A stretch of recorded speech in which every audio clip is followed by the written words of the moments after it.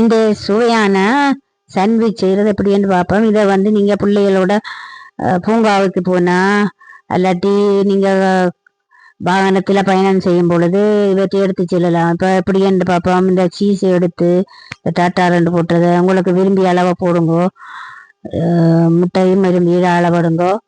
மேலே இதில் காட்டப்பட்டிருக்கிற பொருட்களை வந்து மேலே பார்த்தீங்கன்னா நீங்கள் உங்களிடம் இருந்தால் அதை போட்டுக்கொள்ளுங்கோ. இல்லாட்டி கடையில் பார்த்து வேட்டி வச்சுருந்தீங்கன்னா அப்புறம் பாவிக்கலாம்.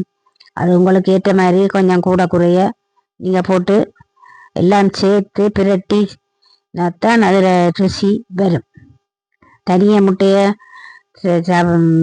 வச்சுட்டு சாப்பிட்ற கஷ்டம். இது இப்படி செய்தால் சுவையாக இருக்கும். நீங்கள் பிள்ளைகளும் நல்லா விரும்பி சாப்பிடுவினம். இப்போ வந்து கடையில் வேண்டாமல் நீங்கள் எடுத்து சேர்ந்தீங்கன்னா உங்களுக்கும் நல்லது. பிள்ளைகளும் விரும்பி சாப்பிடுவினம். அப்போ இது வந்து இந்த முள்ளுக்கரண்டியை வந்து முன்னால் வளைச்சி விட்டுருக்கு. இதுக்காக வேண்டி தான் வளைச்சது. எந்த அப்படி வடிவாக செய்கிற பெருட்டுறதுக்காக வேண்டி அப்படி செய்து வச்சிருக்கு.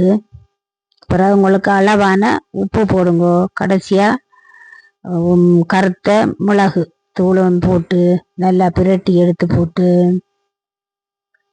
மெகட்ட வேண்டி கரண்டியால் அப்படி அமர்த்தி போட்டு அதுக்குள்ளே நீங்கள் செய்ததை வந்து அப்படியே வைத்து அளவாக வைத்து போட்டு மூடி போட்டு அப்படியே சாப்பிட வேண்டியதான்.